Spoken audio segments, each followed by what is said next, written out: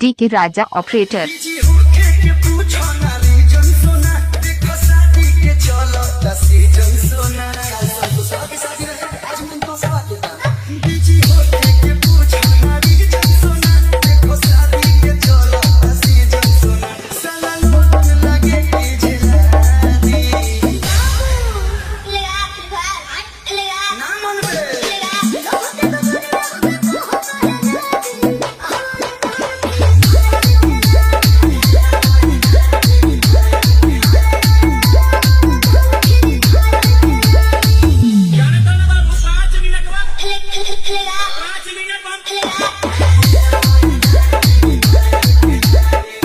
जे के बाबू हाईटेक डीजे कुसरू खुर्द चौराहा।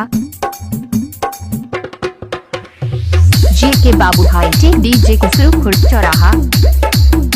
डी के राजा ऑपरेटर।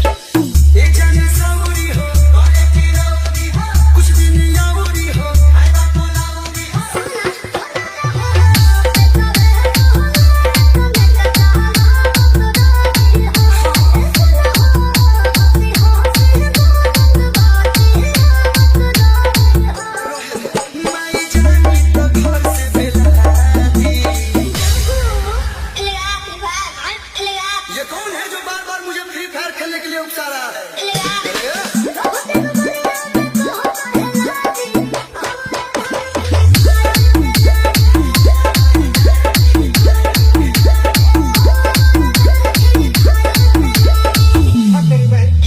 खिलाना ये कमान में क्या है?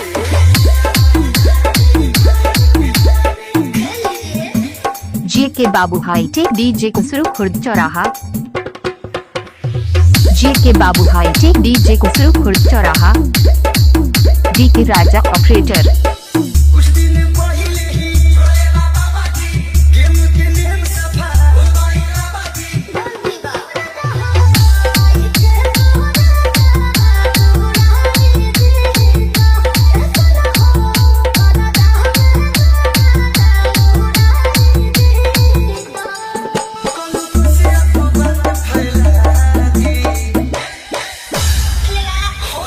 लेकिन तू चुप रहो, बोलबा तो मार लो पे लगा।